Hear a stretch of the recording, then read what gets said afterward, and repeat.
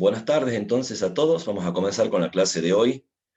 Como ustedes saben, vamos a dar inicio a una nueva unidad del programa, una unidad que tiene una importancia central por el hecho de que está dedicada a la obra de Gustave Flaubert, autor francés, cuyo aniversario de nacimiento, 200 años, se cumplen ahora precisamente en el 2021. Entonces, bueno, siguiendo un poco la tradición de la cátedra, este año hemos decidido homenajear a Flaubert por su bicentenario y también, como ustedes ya saben, a otro autor francés, Charles Baudelaire, que vamos a empezar a ver ya de acá a 2 semanas. Pero antes de entrar a la clase propiamente, le voy a dar la palabra al profesor Jeremías para que nos cuente cómo ha sido la producción de ustedes en el primer trabajo práctico, algunas observaciones generales, algunas recomendaciones para tener en cuenta. Si ya han entrado a la plataforma, habrán visto que tienen tienen ya las correcciones del trabajo práctico número 1. Así que, bueno, quizás para ir teniendo en cuenta para futuras producciones, el profesor Jeremías les va a ir dando algún tipo de apreciaciones e indicaciones. Te escuchamos, Jere. Gracias, dale. Gracias, Ariel. Hola, chicos, de nuevo. Los saludo nuevamente. Hola, Noelia. Como ya saben, la nota de los trabajos prácticos, del primer trabajo práctico, ya está subida. Entre hoy y mañana subiremos ya los trabajos prácticos con las correcciones, obviamente, realizadas. En términos generales, muy buenas producciones, ¿sí? La verdad es que los felicito. Hemos comenzado por el buen sendero. Hay lectura, claramente hay lectura e interpretación, y en algunos casos hay posturas tomadas, ¿sí?, sobre los textos teóricos, sobre los diferentes marcos teóricos desde la cual se habla en esta cátedra, ¿no? Eso para recalcarlo. Y aquellos que básicamente tienen que reelaborar, les falta muy poco como para cumplimentar con las exigencias y seguir en carrera en la materia. Algunas cuestiones formales. En el caso de, valga la redundancia, estos aspectos formales de presentación de un trabajo práctico, ¿sí?, justificar los márgenes, numerar las páginas. También he visto en muchos casos que no se utiliza la sangría al inicio de los párrafos. La bibliografía, siempre colocarla hacia el final del trabajo práctico. En el caso de la cita de autoridad, cuando ésta excede los 3 renglones, ¿sí?, la cita debe estructurarse en un párrafo aparte y obviamente, ¿sí?, hacia el final de la cita colocar el autor, el año de edición y el número de página. Algunos me aclararon, ¿sí?, me dijeron que no podían realizar esta operación por el programa que habían manejado, y en ese sentido están disculpados. En algunos casos se sigue a pie juntilla el discurso del autor. Tal vez habría que parafrasear en algunos casos, ¿sí? Y como recalco, en un grupo bastante importante de autores, de chicos, perdón, hay una producción, hay un punto de vista asumido respecto de los marcos teóricos o de las posturas de los críticos que hemos manejado en esta primera parte, que me parece bastante interesante, ¿no? Ya como estudiantes del cuarto año que empiecen a tomar posición sobre el canon, sobre los distintos valores que asumimos, ¿no?, para ejercer básicamente el oficio de críticos literarios, porque básicamente somos profesores y también, sí, incidimos básicamente en la discusión del canon, ¿sí?, desde nuestro posicionamiento y desde nuestra praxis académica, profesional, como docentes. Bueno, eso sería básicamente, ¿sí?, las recomendaciones para las futuras producciones. Felicidades, ¿sí?, porque la verdad es que han cumplimentado de manera óptima, ¿sí?, en la mayoría de los casos, lo que se les pedía en el trabajo práctico. No sé si alguno tiene alguna inquietud, como reitero, ¿sí? Van a estar subidos las devoluciones entre hoy y mañana. Hoy ya está la nota, claramente, ¿sí? ¿Alguna duda, alguna consulta? No, muy bien. Bueno, Bueno, pareciera que no, Jerez. Muchísimas gracias. perfecto. Sí, profe, Bárbaro. disculpe. Sí, a Sí, ver, Yo, Mayra. sí, ¿dónde es que se puede ver la nota? Porque a mí lo que me sale en el Moodle es que dice sí. calificado nada más. Está la nota, No sé si hay exacto. comentario, porque ahí no dice comentario. Lo que falta son los archivos, que lo subimos esta tarde, con las correcciones, Mayra. Ah, bien. Bárbaro. Bien, no Muy sé bien. si hay alguna otra consulta. Bueno, también me importa No, destacar que ustedes vayan familiarizándose con el tipo de actividades que realizamos en la cátedra. Y como lo explicó muy bien el profesor Jeremías, está vinculado, bueno, a un cuarto año de la carrera ya de letras, en el que esperamos que haya un manejo de la bibliografía crítica, y bueno, ya a partir, por supuesto, del práctico número 2, una puesta en relación entre las ideas que se desarrollan, las lecturas que se proponen desde la bibliografía crítica con la propia lectura del texto literario. Entonces, ambas cuestiones tienen que estar presentes en sus producciones, o sea, que se tiene que notar que han leído el texto literario y que han leído o conocen la bibliografía crítica. Por eso habrán visto también que por lo general las consignas se centran en algún tipo de conceptualización. ¿Sí? O sea, tomamos algún concepto desarrollado por la crítica y tratamos de ver cómo funciona ese concepto en los textos propiamente dichos. Eso es lo que vamos a hacer siempre en líneas generales, y vuelvo a insistir, y bueno, es bastante favorable lo que dijo el profesor Jeremías, se nota que ya están manejando la terminología, las convenciones también de la producción académica, y eso es muy importante para que ustedes tengan en cuenta, ¿no? Porque, bueno, vamos a transitar este año con varias producciones, y la demanda, como ya habrán visto, no tiene que ver exclusivamente con la lectura del texto literario, sino también con la lectura de la bibliografía crítica. Entonces, para que lo tengan en cuenta al momento de sus producciones.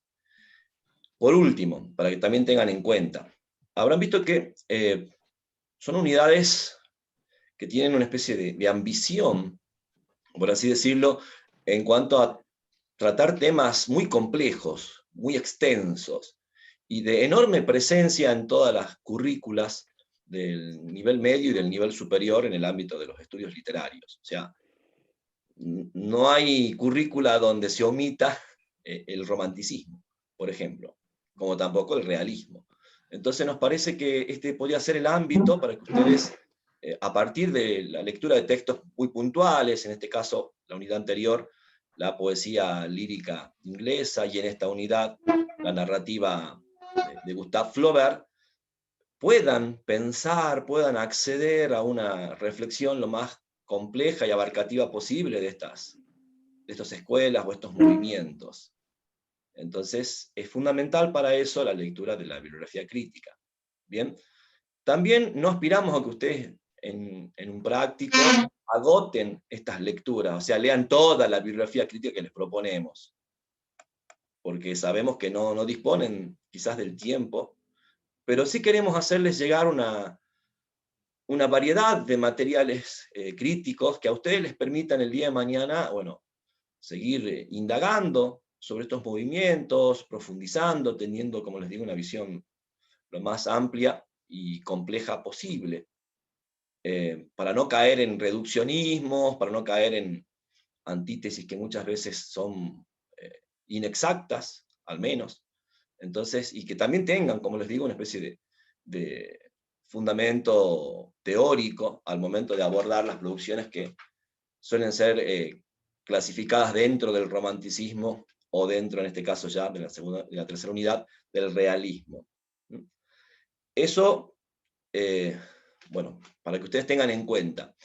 A la bibliografía que ya se les ha sumado en la plataforma, yo voy a dejar este fin de semana, a más tardar el viernes, una serie de artículos y de textos, no muy extensos, para que ustedes también tengan acceso a una serie de documentos o materiales sobre realismo, que no están digitalizados y son de difícil acceso, incluso hasta en formato de libro, ¿sí? Si después a alguien le interesa con más detalle este material, del que yo solamente o la cátedra les va a ofrecer una selección, se los puedo acercar de manera personal para que ustedes accedan a estos libros, ¿sí? Y tienen que ver sobre todo con las producciones críticas de los escritores realistas franceses y algunas consideraciones, bueno, de críticos contemporáneos sobre el movimiento o más en detalle sobre la estética realista. Bien, entonces queda a disposición de ustedes, como les digo, ya en función de sus intereses o sus inquietudes, la posibilidad de acceder a un material más completo, más amplio y de difícil acceso. No está digitalizado y tampoco es tan fácil acceder a los libros como para que tengan la totalidad en función de sus intereses. Pero, como les digo, lo que vamos a ofrecerles es una selección de artículos o de capítulos de algunos libros para que tengan un material para entender esto que tiene que ver con el realismo. Bueno, vamos a comenzar con la clase de hoy, vamos a comenzar a transitar esta tercera unidad. Ustedes saben que hay dos propuestas de lectura literaria, una que tiene cierta extensión, imagino que ya habrán avanzado algo, ¿sí? Tiene que ver con la novela, la famosísima novela de Gustave Flaubert, Madame Bovary, y también con un cuento incluido en su volumen Tres cuentos, así se titula el libro, el único libro de cuentos que publicó Gustave Flaubert, y de ese libro, en esta ocasión, solamente vamos a trabajar con uno de los cuentos, que es Un corazón sencillo. Un poco para ir pensando, ¿no?, en la poética de Flaubert, más vinculada a esta corriente de tipo realista, de la que vamos a hablar, mejor dicho, a partir de hoy. Entonces, ustedes tienen esas dos lecturas para realizar, dos lecturas literarias, más, como les digo, todas las propuestas de enfoques críticos y teóricos sobre el realismo. Por supuesto, para comenzar hablando del realismo, vamos a tener que hacer referencia al romanticismo. Y vamos a tomar como punto de partida un concepto que ustedes ya han manejado en la unidad anterior, que es el de la imaginación romántica. Hemos definido gran parte de la producción romántica y hemos leído textos como las odas de Keats, la rima del anciano marinero de Coleridge, los poemas de Byron, el Adonais de Percy Shelley, como obras de imaginación. Una imaginación que, por supuesto, incluía una reconstrucción, una autoficcionalización de la figura del artista romántico, del poeta, o incluso del propio poeta, en el caso de Byron o de Shelley, sobre todo, ¿no? Pero han visto a partir de los aportes de Boura el predominio de la imaginación dentro de la estética romántica. La imaginación romántica produjo, en el ámbito de la narrativa, que es el que nos interesa ahora, una proliferación de propuestas, de subgéneros. De hecho, cuando uno estudia la historia de determinados subgéneros literarios, en muchas ocasiones nos encontramos que se produjeron sus primeras manifestaciones dentro del movimiento romántico, dentro del romanticismo, o que se empezaron a perfilar las características fundamentales de ese subgénero dentro de la producción romántica. Así, por ejemplo, cuando uno estudia el género policial, la ficción detectivesca, ¿sí?, nos remitimos a la obra de Edgar Allan Poe, escritor romántico norteamericano, y a sus cuentos, Los crímenes de la calle Morgue, La carta robada, el asesinato de Mary Roget. Textos publicados en la década del 40, 1840, 1841, y bueno, casi todos los críticos coinciden, ¿no? Son los primeros textos de la literatura policial, de lo que conocemos hoy, con una terminología muy confusa, como literatura policial, porque no es el nombre que les puso Edgar Allan Poe, sus cuentos, los llamados cuentos de análisis, cuentos de razonamiento, los había llamado Poe. Después se les llamó ficción detectivesca, y ya en el siglo XX, en el ámbito hispánico, se empezó a hablar de género policial. Bueno, cuando uno hace la historia de ese género, la fuente es el romanticismo. La fundación del género se da en el romanticismo. Lo mismo pasa con la ciencia ficción, o con el género gótico o de terror. Cuando uno hace la historia de esos géneros, se da cuenta que los textos fundacionales están dentro del movimiento romántico. En algunos otros géneros, como la novela sentimental, la novela de educación, la novela de aventuras, nos encontramos con, por supuesto, un predominio, una enorme importancia, relevancia del romanticismo en la historia de esos subgéneros. No nacen en el romanticismo, se remontan muchas veces a la producción novelística de finales del siglo XVII, principios del siglo XVIII, o en el caso de la novela de aventuras, mucho más, digamos, con mucho más anticipación, nos remite incluso hasta el Renacimiento, ¿no? Pensemos la novela picaresca, por ejemplo, como un antecedente de la novela de aventuras, pensemos el Quijote, quizás, como un antecedente de novela de aventuras. Pero sabemos que la novela de aventuras como subgénero se configura sobre todo a partir del siglo XVIII, pensemos en Robinson Crusoe, de Daniel Defoe, pensemos en Los viajes de Gulliver, de Jonathan Swift, por nombrar dos ejemplos célebres del siglo XVIII. Lo mismo pasa con la novela sentimental, que también surge hacia finales del siglo XVII y adquiere una forma muy particular en el siglo XVIII, un tipo de novela centrada en la vida amorosa, sentimental, de principalmente las mujeres. Ya hemos hablado, ¿no?, del rol que tuvieron las mujeres en la construcción del campo literario en el siglo XVIII, de cómo la alfabetización, ¿no?, de las mujeres de la alta burguesía o de la baja nobleza va a amplificar notablemente el mercado editorial, y bueno, a partir de ahí surge un interés y una preocupación, ¿no?, por la alfabetización de las mujeres, lo que conlleva también un desarrollo, una proliferación de propuestas de lectura, las más destacadas quizás ya a mediados del siglo XVIII, se desarrollan en el ámbito de lo que conocemos como la novela sentimental. Pero también sabemos que esa novela sentimental la van a retomar los novelistas románticos y le van a dar una forma bastante particular, ¿no? Eso por un lado, por ejemplo. Otro tipo de novela que van a tomar los novelistas del siglo XIX, los novelistas románticos, es la novela de costumbres. Esa novela ligada a la vida cotidiana de determinados espacios, y que es uno de los grandes antecedentes de la novela realista, porque es una novela, la novela de costumbres, muy interesada por la actualidad, por lo contemporáneo, por el mundo contemporáneo al escritor que produce ese tipo de novelas o de relatos. Se opone muchas veces a otro subgénero muy importante dentro de la novelística romántica, que es la novela histórica.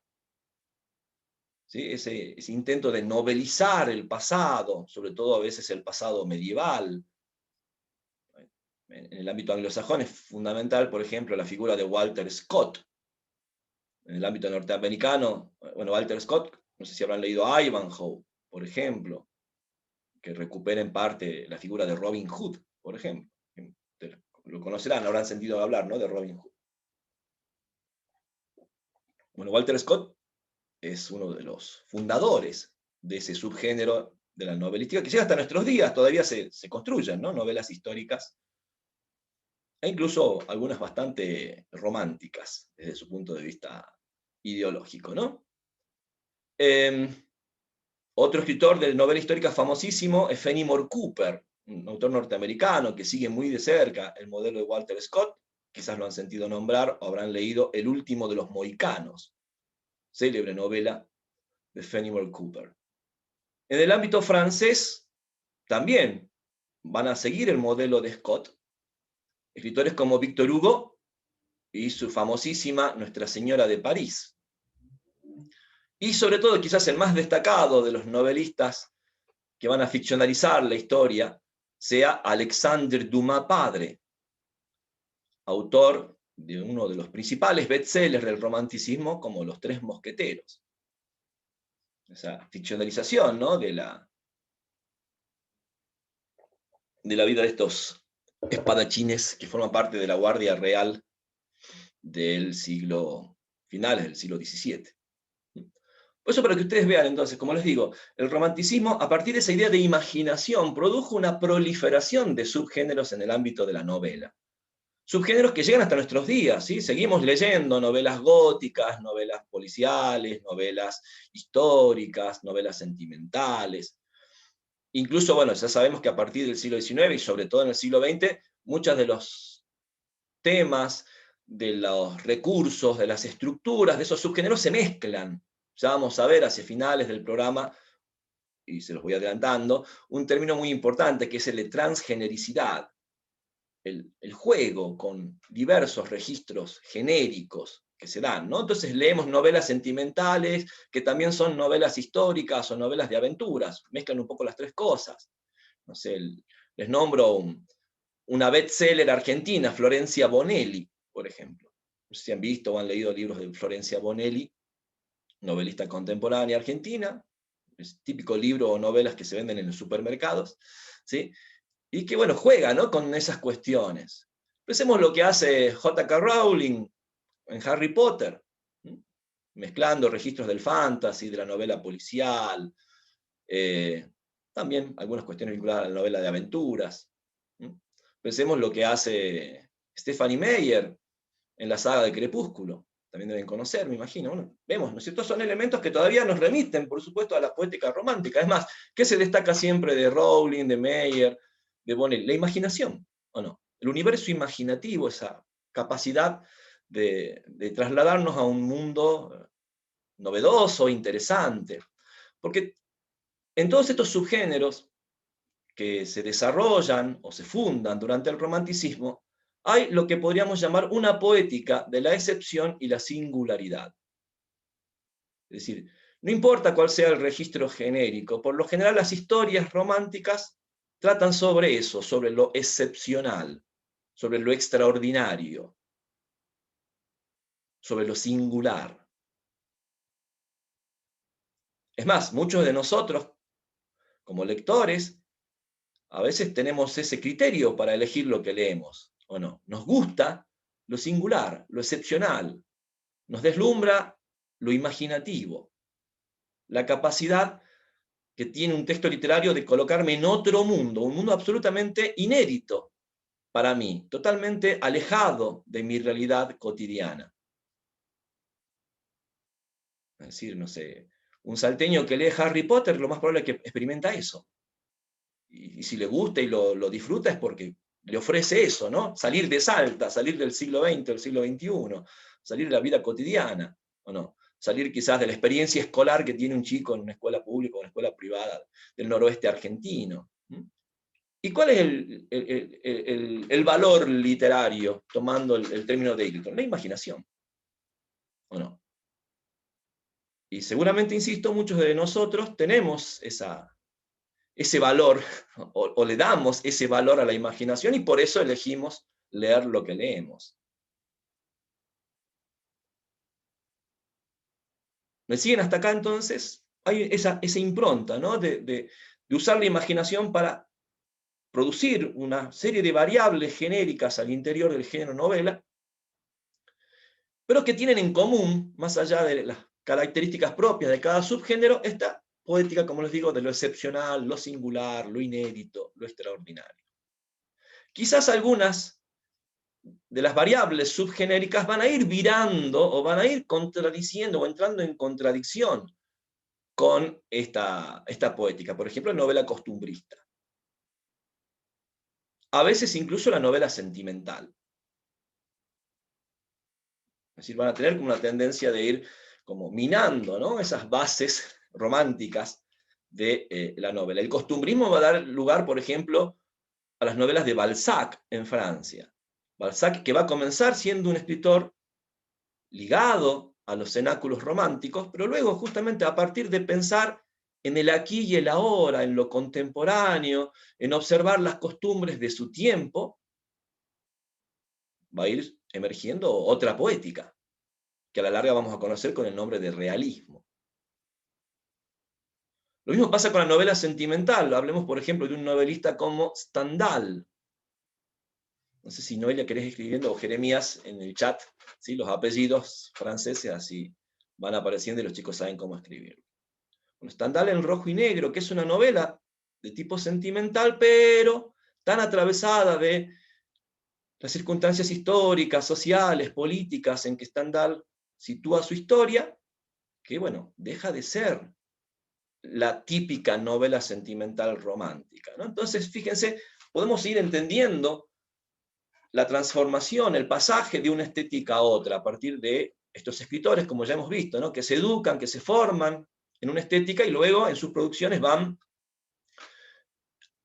girando, mirando hacia otro rumbo y construyendo, a veces sin quererlo, a veces sin buscarlo deliberadamente, otras veces sí con una especie de programa o de propuesta más detallada, ¿no?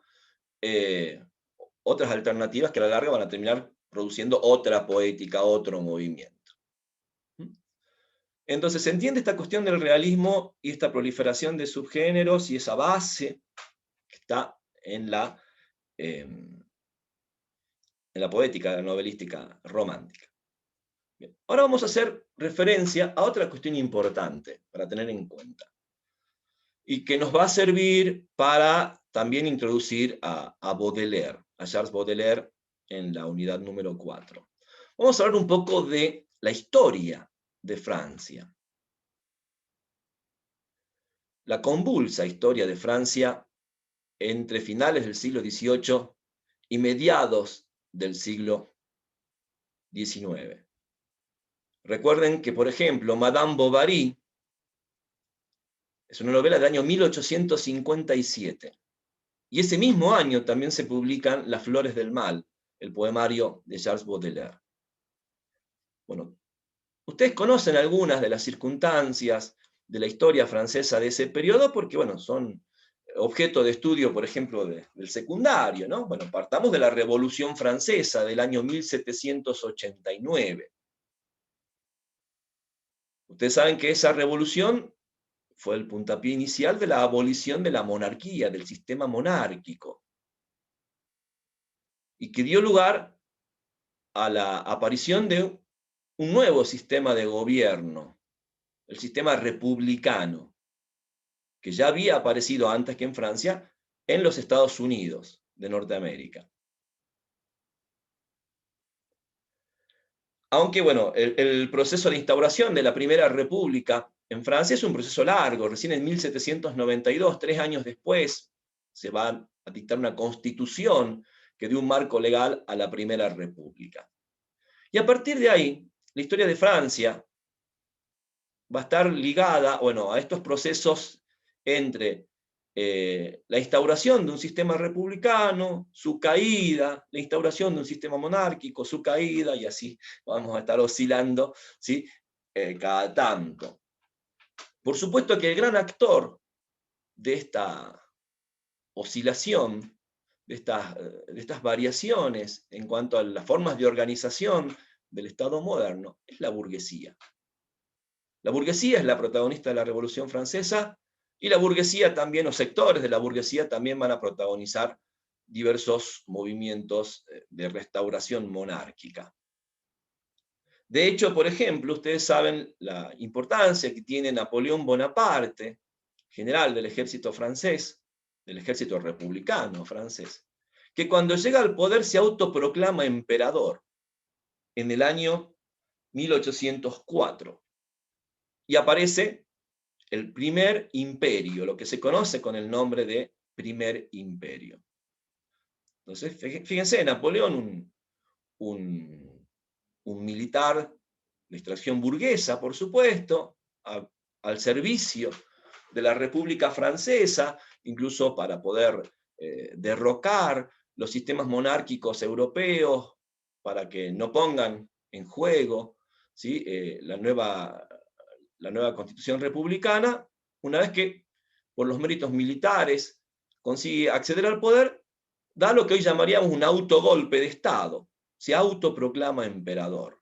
Fíjense que es una especie de monarca a la manera antigua, ¿no? El monarca guerrero. Ustedes saben que Napoleón Bonaparte ha sido destacado como un enorme estratega militar, un genio del arte de la guerra, por así decirlo. Y bueno, ahí aparece el primer imperio.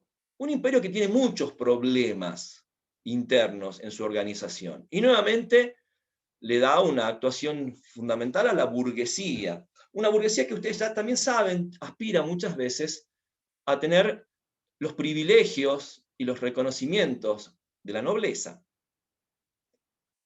Incluso, o por lo menos a veces en el ámbito de lo formal.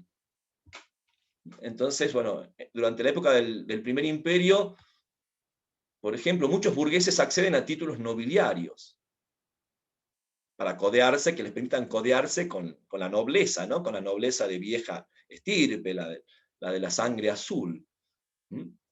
Hay una novela maravillosa, romántica, que desarrolla, entre otras cosas, esta temática, que es El Conde de Montecristo, de Alexander Dumas padre. El Conde de Montecristo es lo que los argentinos diríamos un conde trucho, ¿sí? Es un burgués que encuentra un tesoro y obviamente se autoproclama conde. Y con la riqueza que tiene, por supuesto, se codea con la alta burguesía francesa, pero también con la más rancia nobleza. Entonces, vamos a tener, es muy interesante, ¿no? El papel de la burguesía, a veces aliada de la nobleza para conservar privilegios o acceder a privilegios y así,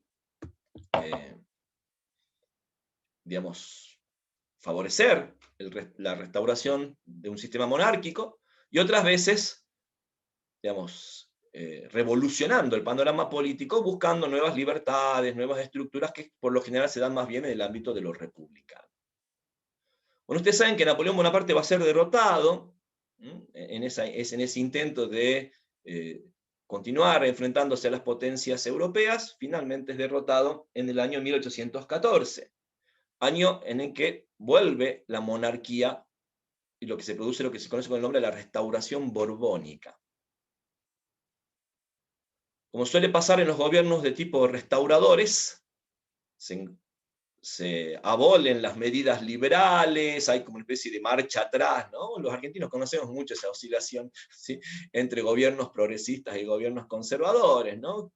Cada vez que asume una nueva tendencia, lo que hace es como anular el proceso de lo desarrollado por el gobierno anterior, con los consecuentes conflictos, ¿no?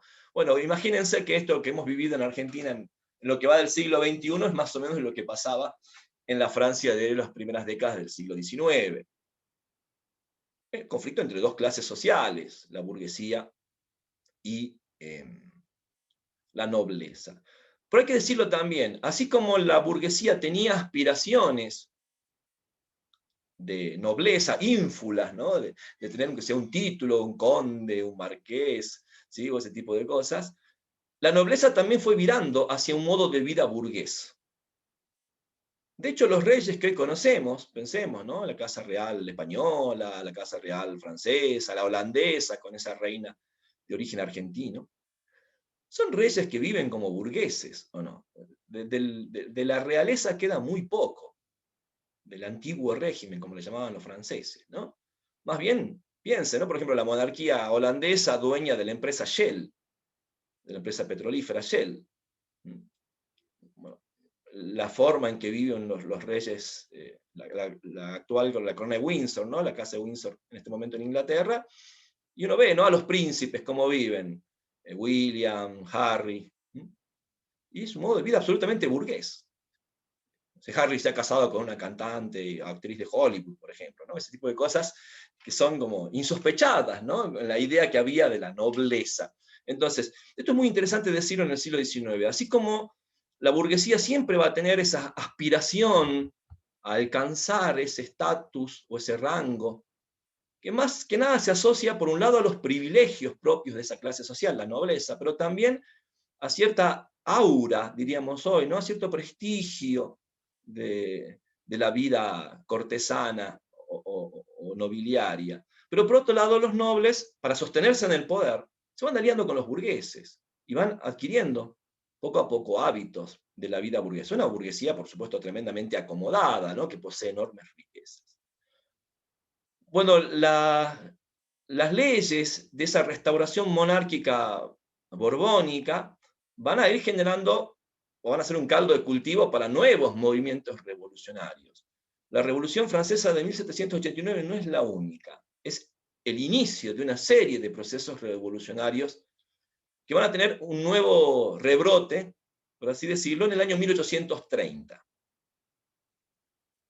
Así se produce con lo que se conoce con el nombre de Revolución de Julio, porque en el mes de julio aparecen una serie de movimientos que reclaman sobre todo el derecho al sufragio universal masculino, entre otras,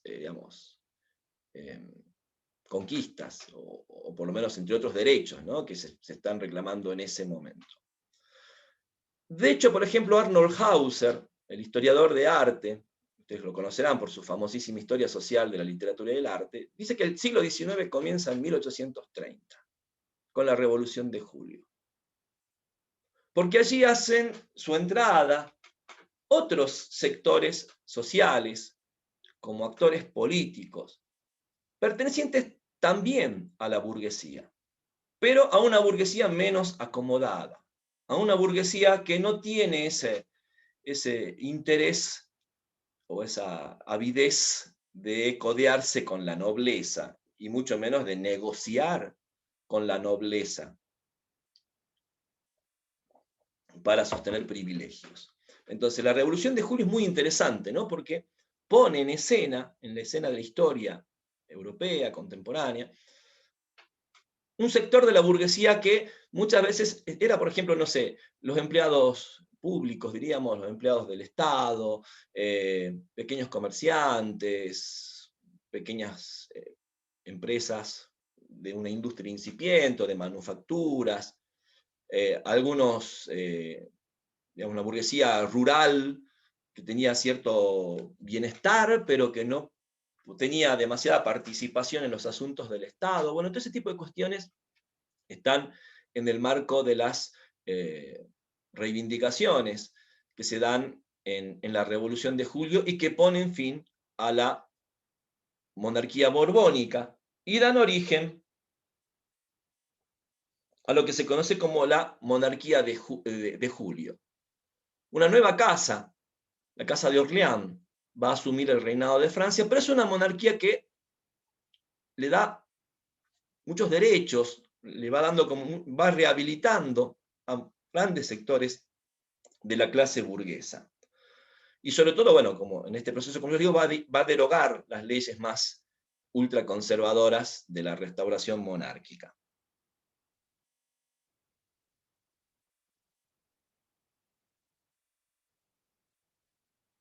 Pero el gobierno de la monarquía de Julio, de Luis Felipe I de Orleans, va a caer cuando se desarrolle un nuevo proceso revolucionario en el año 48, 1848. De las tres grandes revoluciones francesas, la del siglo XVIII, 1789, la de 1830 y la de 1848, hay realmente una dinámica social muy interesante, porque ya en la revolución del 48 aparece por primera vez en la historia moderna un actor político, social, que no es la burguesía, aparecen las clases obreras. Y aparece una especie de alianza entre sectores de la clase obrera y sectores de la burguesía, en contra de algunas medidas que había tomado la monarquía de Julio. Por ejemplo, Charles Baudelaire va a participar de los movimientos revolucionarios que se dan en las calles, ¿no? Las barricadas, las famosas barricadas francesas, estos movimientos no espontáneos de personas que están haciendo una manifestación, una huelga, que levantan el empedrado de las calles y con eso, bueno, se enfrentan a las milicias que defienden el sistema de gobierno. Bueno, algo que hoy podríamos, no sé, pensemos en la idea de los piquetes, las manifestaciones, bueno, todo eso, incluso todo el folclore que rodea a ese tipo de manifestaciones políticas hoy en día, tienen su origen en las manifestaciones de la Revolución de 1848. Las consignas políticas, digamos, las proclamas, las arengas en medios digamos, periodísticos, de circulación más que nada en el ámbito obrero. Por ejemplo, bueno, la Revolución del 48 va a ser uno de los acontecimientos que va a inspirar a Karl Marx y a Engels a, bueno, pensar, ¿no?, la posibilidad de un partido comunista, de una internacional obrera, de proclamas y de reivindicaciones de otras clases sociales que no sean simplemente las burguesas. Porque también hay que decirlo, todo este movimiento entre burguesía y nobleza que se disputan el poder político, tiene como entorno el desarrollo del capitalismo. Y de una forma de capitalismo muy precisa, que es la del capitalismo ligado a la industrialización. O sea, no es casual que todos estos movimientos se den en las principales naciones europeas, ¿no? Bueno, Francia, Inglaterra, Alemania principalmente. Por ejemplo, el proceso es muy distinto, ¿no?, en España, en Italia, en Portugal, en las naciones mediterráneas, muy diferente a estas grandes potencias que empezaron a industrializarse. Y por supuesto eso fue modificando el mapa político y económico de estos estados. Bueno, la Revolución del 48, que también va a estar presente, por ejemplo, en la novelística, en la famosa novela de Flaubert, La educación sentimental. Hay una evocación, ¿no?, de Flaubert de los años convulsos que giran en torno a ese movimiento revolucionario del 48. Esta revolución va a instaurar lo que se conoce con el nombre de Segunda República. El presidente de la Segunda República va a ser Luis Napoleón Bonaparte, uno de los descendientes del célebre general y emperador Napoleón Bonaparte. Y siguiendo el ejemplo de su antepasado, Luis Napoleón Bonaparte va a dar un autogolpe de Estado. Y se va a disolver la Segunda República en el año 1852. Y siguiendo el ejemplo de su antepasado, Luis Napoleón Bonaparte se va a autoproclamar emperador, con el nombre de Napoleón III. Y así aparece en la historia francesa uno de los periodos más importantes de la historia de Francia durante el siglo XIX, lo que se conoce como el Segundo Imperio. Fíjense que tanto Flaubert como Baudelaire van a publicar su obra durante el Segundo Imperio. Les recuerdo la fecha, 1857 se publica Madame Bovary y Las Flores del Mal. Y en 1852 se instaura el Segundo Imperio. ¿Por qué es tan importante el Segundo Imperio? Porque coincide, durante este periodo, con la modernización de Francia, con una especie de remodelación del ámbito urbano parisino. Esa París que hoy conocemos, aunque sean postales, aunque sea por imágenes, es la París que construye, por ejemplo, un urbanista llamado Haussmann, que contrata Napoleón III para crear los Campos Elíseos, para mejorar todo el sistema de canalización del río Sena, y bueno, todos esos lugares, esas avenidas, esos bulevares, esos parques, esa París nocturna iluminada, son una postal del Segundo Imperio. Por supuesto, en la base del poderío del Segundo Imperio francés está el desarrollo del capitalismo industrial y también de la política imperialista que va a llevar a cabo Francia durante ese periodo. Ustedes piensen que hacia mediados de la década del siglo XIX, Por ejemplo, las colonias americanas ya han consolidado su independencia.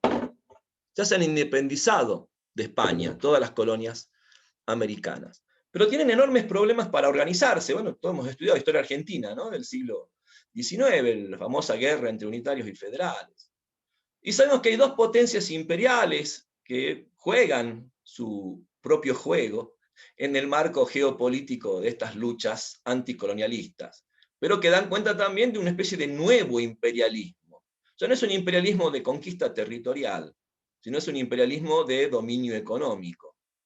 Y lo llevan a cabo sobre todo dos potencias, Inglaterra y Francia. Bueno, Francia entra en ese juego cuando se produce el Segundo Imperio, ¿no? Con las políticas que lleva a cabo Napoleón III. También, por supuesto, es el momento donde, por más que haya un sistema monárquico, en los papeles, en la práctica el poder lo tiene la burguesía industrial. Y una burguesía industrial que encuentra, y esto marca la historia del siglo XX incluso, en una actividad muy particular, una de sus principales riquezas, uno de sus principales ingresos, la actividad armamentística, la actividad bélica. La guerra se vuelve una industria. Hasta nuestros días, ¿o no? Bueno, eso se empieza a configurar en la Francia del Segundo Imperio. Es también el auge, por ejemplo, de numerosas innovaciones tecnológicas que le dan ese aire de modernidad a la vida cotidiana en Francia. Es la época también de enormes avances en el campo científico, sobre todo en el campo de las ciencias naturales. Lo que va a dar origen, por ejemplo, a la filosofía positivista, que ustedes conocen, habrán estudiado, la habrán visto, incluso cuando uno estudia historia de la educación, por ejemplo, siempre se habla del positivismo, ¿no? Todos conocen a Comte, este filósofo francés que habla de la filosofía positiva, del positivismo, que tiene que ver con el racionalismo, tiene que ver con este auge del desarrollo científico y tecnológico, que por supuesto está absolutamente ligado al desarrollo del capitalismo industrial. Porque no hay avance científico o tecnológico que no esté, hasta nuestros días, ¿sí? Estrechamente vinculado a la estructura del sistema capitalista. Es más, la ciencia progresa gracias al dinero, al capital que coloca la burguesía, y por supuesto no lo coloca desinteresadamente, espera que ese avance científico-tecnológico genere más riqueza todavía, ¿no? Bueno, así funciona el sistema capitalista hasta nuestros días. Bueno, lo vamos a trabajar también cuando veamos Baudelaire, ¿no? Realmente esa París del Segundo Imperio es un poco el modelo de vida del mundo occidental hasta nuestros días. Por eso son tan importantes estos escritores, porque de alguna manera son los primeros que dan cuenta de ese modo de vida que luego se va a convertir prácticamente en la vida de todos nosotros. Bueno, ustedes cuando trabajen con Baudelaire van a leer a un filósofo alemán llamado Walter Benjamin, que estudia la poesía de Baudelaire a la luz de las transformaciones del París del Segundo Imperio. Pero bueno, el proceso del Segundo Imperio se va a acabar en el año 1870, con un acontecimiento también que anticipa lo que va a suceder en el siglo XX. La guerra entre Francia y Prusia, el imperio prusiano, lo que luego va a ser Alemania. Aunque no coincide absolutamente, pero bueno, podríamos pensar, ¿no?, en esa cuestión. Una guerra que, bueno, enfrenta a dos potencias coloniales, enfrenta a dos potencias en pleno auge del desarrollo armamentístico, por supuesto, todavía en los límites de la industria y la tecnología de esa época, ¿no? Pero hay toda una carrera armamentística que va a desembocar en el conflicto entre Prusia y Francia, y que termina con la derrota de Francia, la deshonrosa derrota francesa, que conlleva incluso la pérdida de territorios del norte de Francia que pasan a ser territorios de Prusia. Hablamos de la región de Alsacia y Lorena, región que nuevamente va a estar en disputa en la Primera Guerra Mundial. y el deshonor de los franceses, la humillación de la derrota francesa que pone fin al Segundo Imperio, se cierra, por así decirlo, simbólicamente, con el ejército prusiano marchando por las calles de París. Lo que borgianamente podríamos decir prefigura el ingreso del ejército nazi durante el conflicto de la Segunda Guerra Mundial, ¿no? Los franceses han visto 2 veces marchar triunfantes a los alemanes en su capital, por las avenidas, por las calles francesas. La primera, durante la derrota de la guerra franco-prusiana. Ustedes conocen un enorme escritor que ha hablado dentro del realismo del conflicto, la guerra franco-prusiana, que es Guy de Maupassant.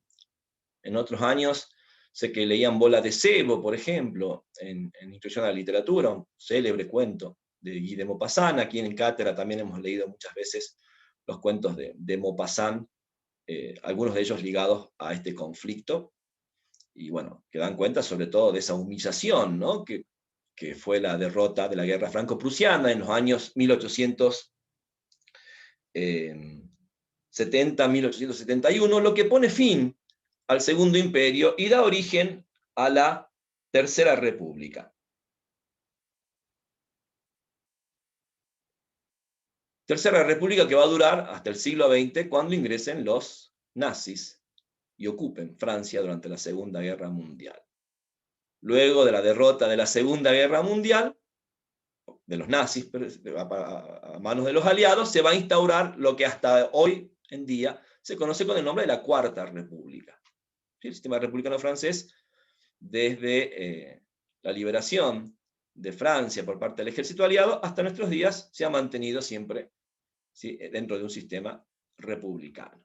Pero para que vean, ¿no?, que es un proceso histórico muy convulso, de muchos cambios, de muchas transformaciones, y que, como les vuelvo a decir, como lo dice muy bien Benjamin, sobre todo en ese periodo conocido como el Segundo Imperio, empiezan a configurarse gran parte de lo que conocemos con el nombre de la vida moderna.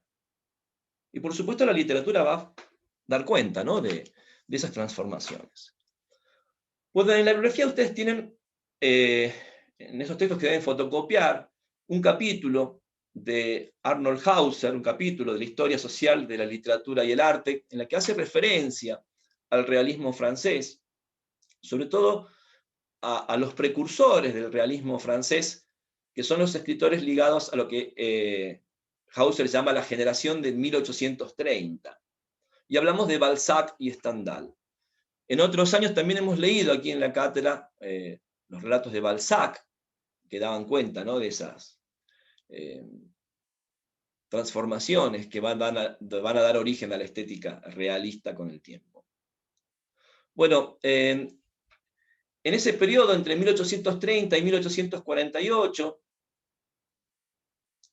entre el periodo que va de la Revolución de Julio a la Revolución del 48, Hauser habla, bueno, de un racionalismo económico, de una industrialización progresiva, de lo que Hauser llama una victoria total del capitalismo. Por supuesto, también hay que decirlo, esa victoria del capitalismo va a generar a la larga críticas, posturas de oposición al sistema, que se van muchas veces a desarrollar en el marco de lo que se conoce con el nombre de socialismo.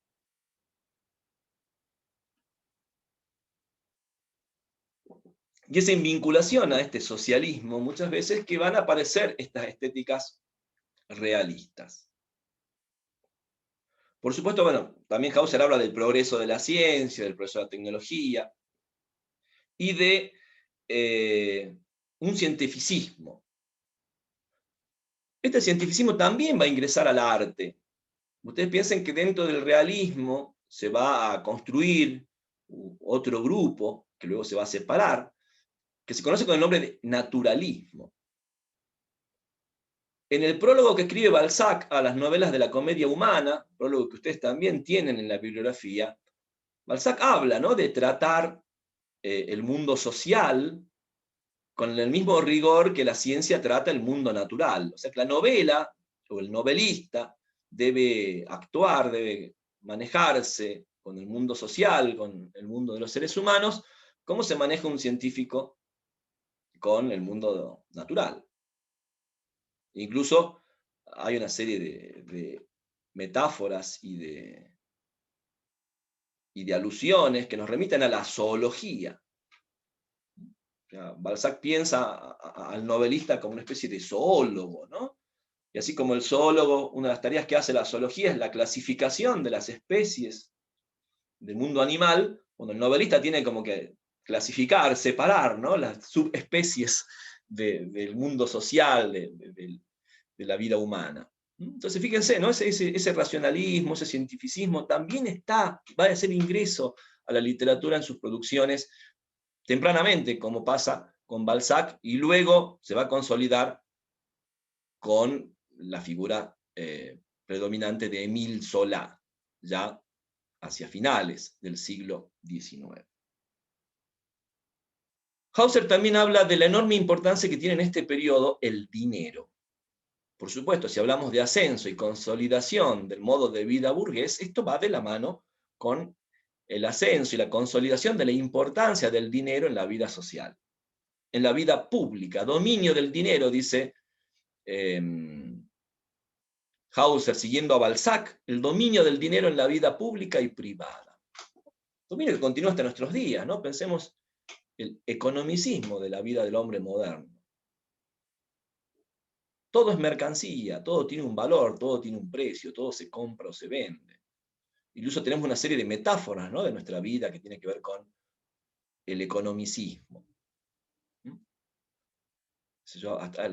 sé, las relaciones amorosas, todo el ámbito laboral está atravesado de una serie de metáforas que nos remiten a un lenguaje o a una concepción economicista de la vida, sobre todo asociada al dinero, ¿no?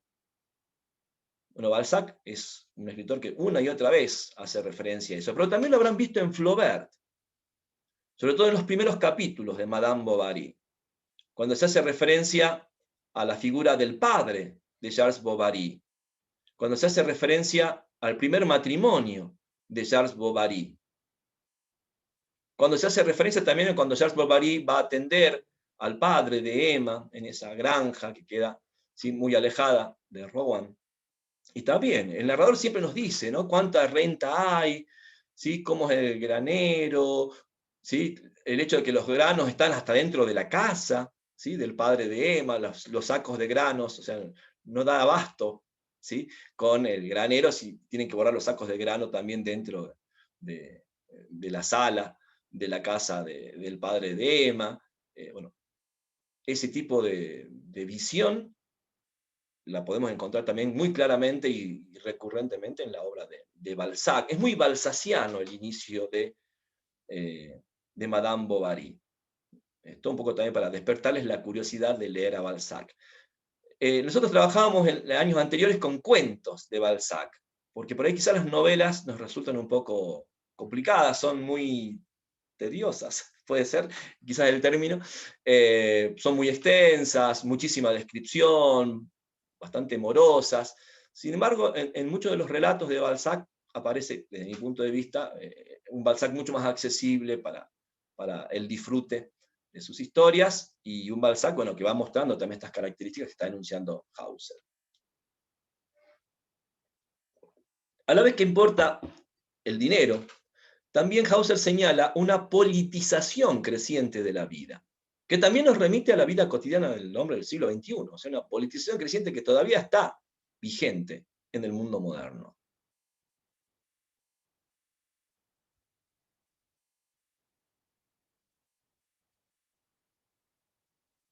Ustedes fíjense que las revoluciones, las numerosas revoluciones, desde la revolución de 1830, tienen que ver con consignas vinculadas al reconocimiento o a la adquisición de derechos. En toda la retórica política argentina contemporánea hablamos de eso, ¿no? Conseguir derechos, conquistar derechos, defender derechos, los antiderechos. Bueno, todo ese lenguaje que tiene que ver con la politización de la vida cotidiana se manifiesta en este periodo que señala Hauser entre 1830 y 1848. Uno de los productos culturales de esta politización de la vida cotidiana es el desarrollo de la prensa y del periodismo. La prensa y el periodismo que existen, como ya les había dicho yo cuando hablamos del romanticismo, desde el siglo XVIII aparece el primer periódico europeo en Inglaterra, el Daily Current, ¿sí? A comienzos del siglo XVIII, fundado por una mujer, dicho sea de paso. Pero ya, por supuesto, a mediados del siglo XIX, la prensa es un actor político fundamental. La prensa es un vehículo, una herramienta de politización de la vida, digamos, ineludible, hasta el día de hoy, ¿o no? ¿Sí?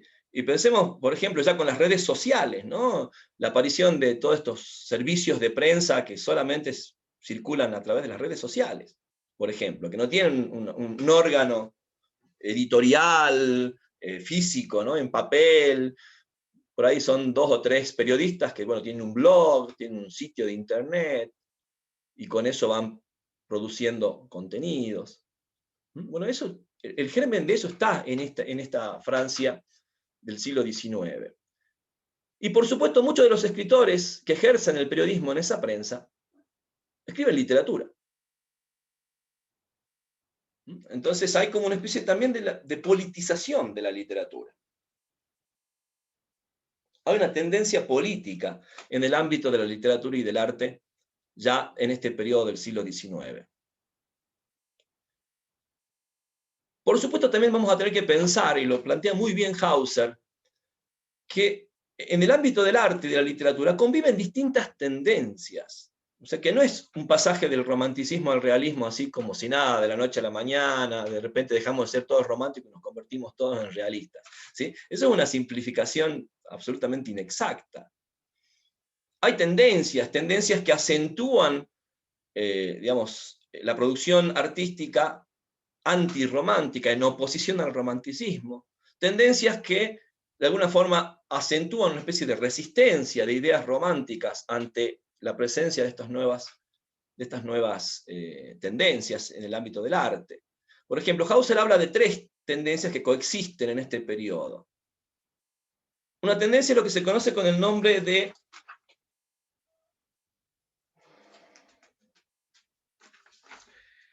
escuela del buen sentido, École de bon sens, ¿sí? En francés, que propone, por ejemplo, un retorno al clasicismo, un poco en oposición a los excesos de los románticos, ese exceso de sentimentalismo, esa idealización de la vida, esa estética que hablamos de la excepción, de lo inédito, de lo extraordinario, que a veces llega a un extremo de absoluta inverosimilitud, ¿no? Entonces, la idea de, bueno, del justo medio, esta especie de idea, ¿no? Clásica de la armonía, del equilibrio en las artes, en oposición a lo desaforado, lo extremo del arte romántico. Entonces, hay toda una escuela del justo medio, del buen sentido. El bon sens, que también tiene que ver con una especie de tener criterio, de tener equilibrio, que muchas veces también se traduce en no tener una toma de posición, el no asumir, ¿sí? Directamente una postura frente al arte. Ante esto también hay otra tendencia, va a ser muy importante esta tendencia y es fundamental, y la vamos a trabajar con más detalle cuando hablaremos de Baudelaire, que es la escuela del arte por el arte. Ante esta politización de la vida cotidiana y del arte y de la literatura, va a haber una serie de artistas que dicen, no, el arte tiene que ser plenamente autónomo, no puede estar subordinado a ideas políticas, no puede estar subordinado a programas políticos, sociales. Muchas veces el arte por el arte va a abrir el camino, o fíjense que por supuesto esta idea de autonomía del arte es una idea romántica, ¿sí? La idea de la libertad del sujeto, la libertad del artista, no sujeto a instituciones, no sujeto a digamos, leyes, reglas. Y a la vez el arte por el arte, y por eso es interesante saber cuáles son las tendencias que están dentro de un campo literario, va a ir a veces propiciando un formalismo. Va a poner el valor literario en la forma. Es decir, la literatura no se valora por su contenido. Pensemos en el ámbito de la literatura, del arte, de la poesía, del teatro o de la novela. No importa el tema, importa la forma. Paradójicamente, el arte por el arte va a dar herramientas a la aparición de un nuevo realismo. Lo que vamos a conocer, ya vamos a hablar de eso más adelante, como realismo formal. Y del que Flaubert, sobre todo, es su principal gestor. Pero el arte por el arte, vuelvo a insistir, tiene bases románticas, la autonomía del arte, el valor está en la autonomía, el arte no puede estar subordinado a ideas políticas, de ningún tipo, ni las burguesas ni las socialistas. El arte no tiene una utilidad en el ámbito social y político. De hecho, el arte por el arte va a propiciar también otras líneas en el siglo XIX y principios del siglo XX que tienen que ver con el esteticismo. La otra línea, una tercera tendencia que señala Hauser,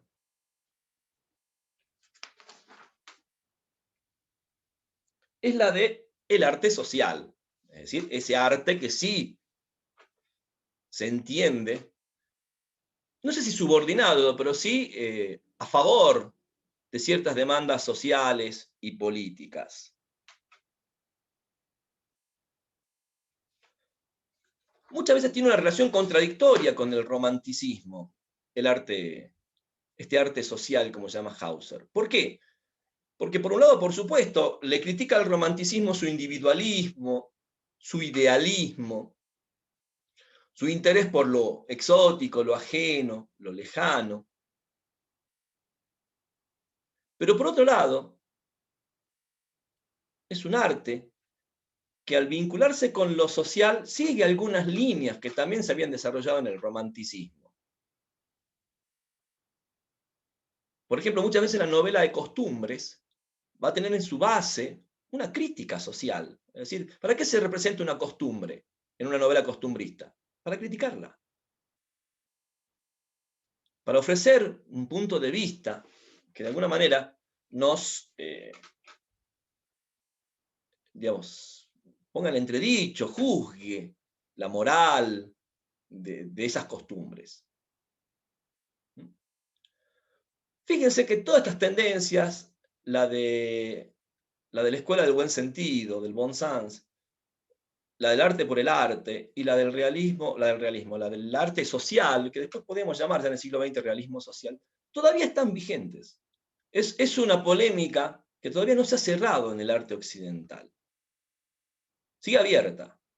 Y de hecho piensen cómo se han formado ustedes en esta carrera, lo que han leído. ¿Sí?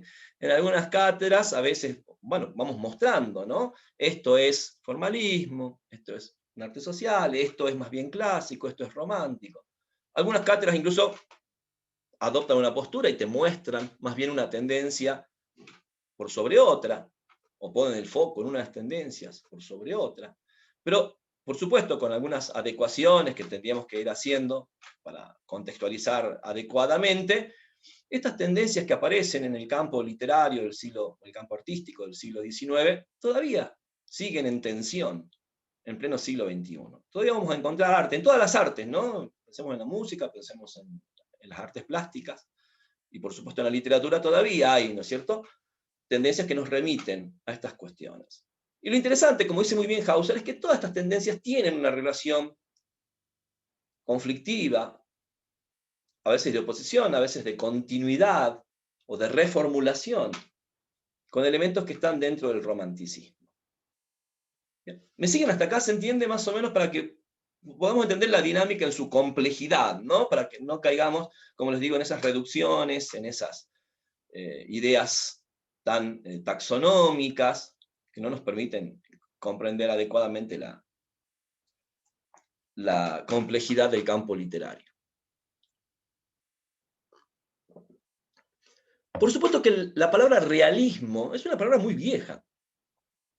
Ustedes saben que desde el punto de vista etimológico, el realismo nos remite a la palabra res, que en latín significa cosa. Entonces, cuando hablamos de realismo, nos remitimos al mundo objetivo, al mundo material, al mundo de las cosas que se perciben a través de los sentidos.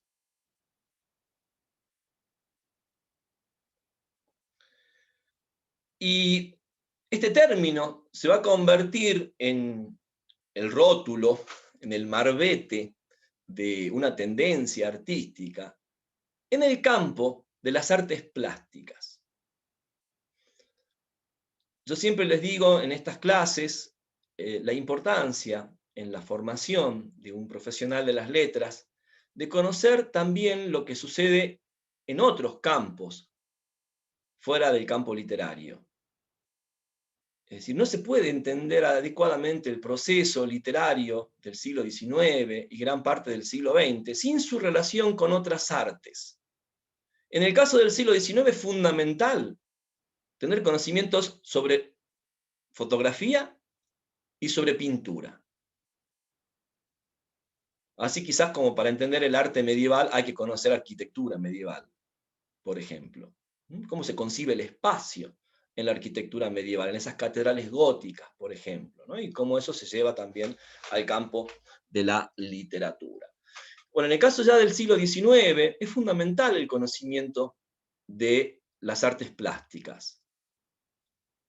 Los primeros realistas, los primeros que se llaman realistas o llaman realismo a su arte son los pintores. Ya en el siglo XX, por supuesto, también es muy importante la relación con el cine, con la cinematografía, ¿no? Y también vamos a ir viendo cómo, por supuesto, los distintos campos de las artes se influencian mutuamente, hay como una serie de préstamos y transposiciones, ¿no?, de un campo a otro. Bueno, acá hay un personaje fundamental en la historia de la pintura realista, en la aparición del movimiento realista, que es un pintor llamado Gustave Courbet.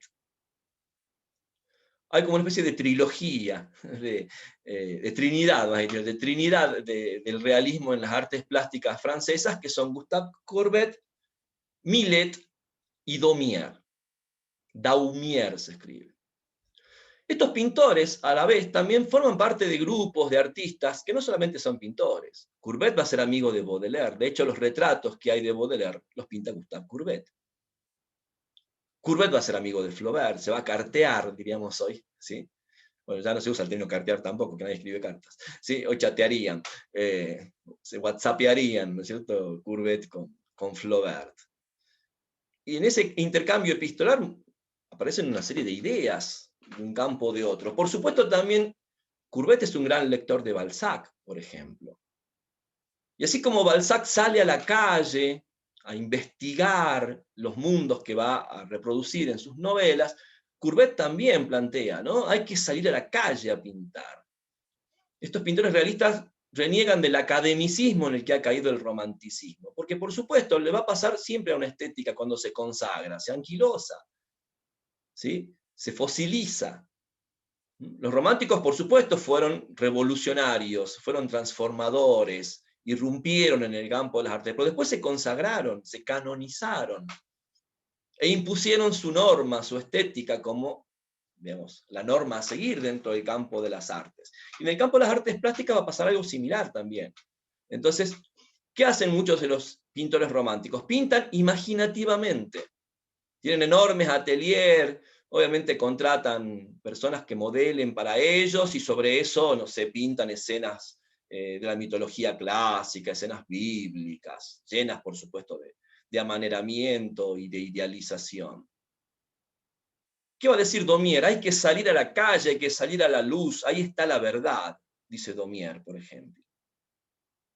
Entonces aparecen estos pintores de caballete, esos pintores, ¿no?, que se plantan en una acera, en un parque, a la vera de un puente o de la orilla de un río, y pintan en vivo, por así decirlo, a los personajes que por ahí pasan, o pintan en vivo el paisaje, pintan en vivo el espacio, ¿no? Sin idealizarlo, sin convertirlo en un símbolo de otra cosa, como hemos visto, ¿no? en la teoría simbolista propia del romanticismo. Hay lo que vamos a hablar, para oponernos a ese realismo formal de que hemos hablado, una noción o una concepción, lo que podríamos conocer, y lo vamos a seguir en este caso a un teórico español llamado Darío Villanueva, que habla de realismo genético. En estos pintores realistas, como Courbet, como Millet, como Daumier, hay una idea de lo que podríamos llamar, una concepción que podríamos llamar genética. ¿Cómo vamos a definir el realismo genético? Como una hermenéutica, dice Villanueva, de la reconstrucción. La obra de arte, en el marco del realismo genético, permite una proyección de correspondencia entre el mundo interno descrito en la obra y el mundo real objetivo del que procede esa obra. ¿Qué hace el realismo genético? Le demanda al lector, al espectador, la puesta en relación entre el mundo de la obra y el mundo fuera de la obra. Hay un sistema de referencias que hace que el lector todo el tiempo esté pensando en esa correspondencia entre el mundo de la obra y el mundo fuera de la obra. Ustedes han trabajado seguramente en Introducción a la Literatura esa crítica a la concepción del arte realista como un reflejo, ¿o no? Bueno, esto de la literatura como reflejo o como espejo dentro de las estéticas realistas es lo que Villanueva denomina realismo genético. También el realismo genético se sostiene en una especie de convención filosófica, la idea de que la realidad existe y puede ser percibida acabadamente por nuestros sentidos. Obviamente en la base del realismo genético está el racionalismo científico de Occidente, ¿o no? Hay un mundo natural y el ser humano está dotado de no sé, aptitudes fisiológicas para percibir ese mundo natural y explicarlo. Fíjense que Balzac, ese Balzac del prólogo a la comedia humana, tendría esa concepción de realismo genético, ¿no? El novelista tiene que ser como el zoólogo. Así como las ciencias naturales explican el mundo natural, la novela debiera explicar el mundo social. El naturalismo de Solá, cuando Solá habla en un texto que ustedes también van a poder leer, que es El sentido de lo real, también tiene una concepción, digamos, que tiene que ver con este realismo genético. Solá dice, por ejemplo, ¿no? Comienza diciendo en ese ensayo sobre la novela naturalista, que por supuesto, antes el valor de la novela romántica era la imaginación. Solá ya lo dice.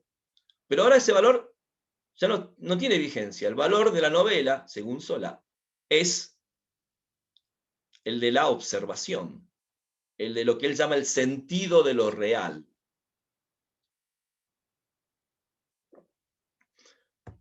Este realismo genético no va a dudar de que la realidad exista. Es más, va a plantear la idea de que el problema es que no todos los seres humanos saben ver. Y el arte realista serviría para ver la realidad.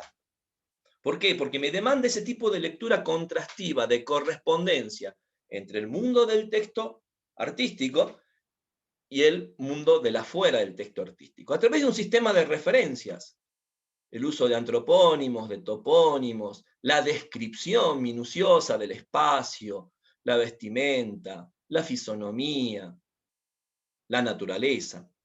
Todo eso está en la base de la poética realista. ¿Se entiende esto? Entonces, este primer realismo, estos pintores y luego estos escritores que podemos ascribir a esta idea de realismo, tienen que ver con, o tienen en común esa especie de concepción, ¿no? Que es una concepción no solamente de arte, sino también del mundo. Hay una especie de ontología en la base, ¿no? del realismo. los sentidos nos permiten conocer el mundo natural, el mundo de los objetos, el mundo de las cosas, la realidad. Courbet, por ejemplo, va a oponerse al academicismo romántico, instaurando un salón paralelo al Salón de París, el famoso Salón de París donde se exhiben las pinturas y se premian a los artistas en el ámbito de las artes plásticas. Y Courbet, por ejemplo, en el año 1855, va a construir un pabellón paralelo al del Salón de París. ¿Y qué nombre le va a poner al pabellón? Realismo. O sea, ya el realismo deja de ser una idea que puede estar más o menos presente en cualquier producción literaria, incluso en el romanticismo. Podemos hablar del realismo de las novelas de Víctor Hugo, del realismo de las novelas de Dumas, algunas más realistas que otras, ¿sí? Pero ya cuando pensamos la idea del realismo como un movimiento, como un programa artístico, bueno, ya estamos en este ámbito. Por supuesto, en esa vinculación, en esa cercanía de los campos, ¿no? Artísticos, el campo literario, el campo de las artes plásticas, al mismo tiempo que se inaugura este pabellón, que Courbet inaugura este pabellón de pintores realistas, aparece una publicación, una revista de dos escritores, dos novelistas, que a la vez son críticos de arte, que eso también es muy interesante, ¿no? La relación de estos dos campos, el literario y el plástico, a través del ejercicio de la crítica. Por ejemplo, Baudelaire va a comenzar su carrera como crítico de arte. Es más, uno de los eventos que cubre Baudelaire como crítico de arte es justamente el Salón de París del 55 y el pabellón realista de Courbet. Bueno, hay dos escritores, uno llamado Jean Fleury y el otro Duranty, se los voy a escribir yo en el chat, que fundan una revista. La revista se titula, justamente, se llama Realismo. Y es una revista que se va a publicar entre los años 1856 y 1857. Fíjense que estamos siempre en el ámbito muy cercano a la fecha de producción de Madame Bovary y de Las Flores del Mal. Por eso me estoy deteniendo en todas estas cuestiones. Bueno, Duranty y Jean Fleury van a hacer una especie de... van a poner en relación estas representaciones de las artes plásticas, sobre todo en Courbet y en Daumier, con las representaciones de las novelas de Balzac. Pero también Duranty y Jean Fleury están atravesados por estos movimientos de ideas políticas que hoy podríamos llamar progresistas o socialistas, y entienden que el arte realista podía ser muy útil para mostrar justamente esa realidad que la burguesía no consume o no ve, porque no está representada por los textos artísticos. Y quizás mostrando esa otra realidad se podría pensar en su modificación, en su transformación, ¿no? Esta idea, bueno, todos conocemos, la idea de que el arte o la literatura puedan transformar el mundo, puedan modificarlo a través de la acción de quienes conocen el mundo por medio de los objetos artísticos, de los textos artísticos. Me imagino que les suena, ¿no? Esto, porque es un programa que después va a aparecer recurrentemente en Occidente cada tanto. Es más, va a haber como una especie de oscilación, ¿no? Entre poéticas que aspiran a la representación de la realidad, a la mímesis realista, para dar cuenta de una realidad que el lector o el espectador no conoce de primera mano, sino solamente la puede conocer a través de las producciones artísticas, y eso conlleva alguna transformación de la realidad, y otras poéticas que nieguen eso, que el arte tiene que ser absolutamente autónomo. De nuevo, nos remite al arte por el arte, ¿no? El arte, la inutilidad del arte, de tipo utilidad política o económica. Bueno, como verán, el conflicto está planteado, ¿sí? Es decir, realmente en esa París de mediados del siglo XIX conviven muchas tendencias artísticas, en esa París convulsionada por acontecimientos políticos muy importantes que van a ir calando hondo en la historia no solo francesa, sino también de Occidente. van a aparecer estos dos escritores, Gustave Flaubert y Charles Baudelaire. Cada uno en un campo, o en un género, dentro del campo literario, diferente. Por un lado la novela, en el caso de Flaubert, y por otro lado la poesía, en el caso de Baudelaire. Bueno, vamos a ir un poco a ver algunas cuestiones ligadas a la figura de Flaubert propiamente.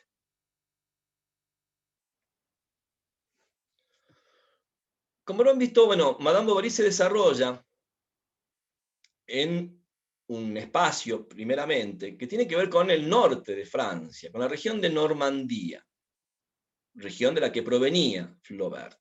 De hecho, Madame Bovary tiene como subtítulo, lo habrán visto quizás también en la edición que ustedes tienen. Voy a empezar ya a usar mi texto.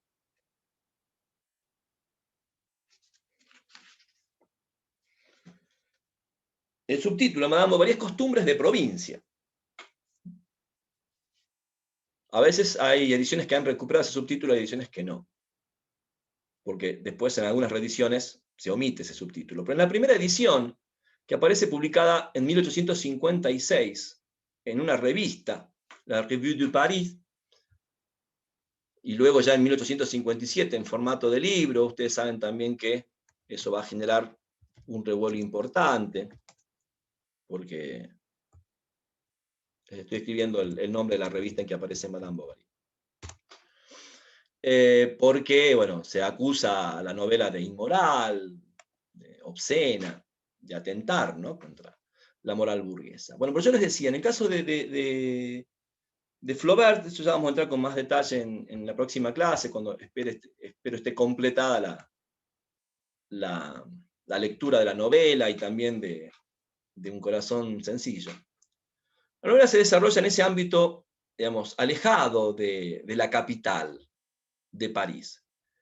De hecho, en un prólogo que ustedes van a ver, una especie de introducción, no es un prólogo, una introducción que escribe Germán Palacios, que es el traductor de la edición que estamos manejando, se da cuenta de un, hoy podríamos llamar, hipotexto periodístico que toma Flaubert para desarrollar la trama de Madame Bovary.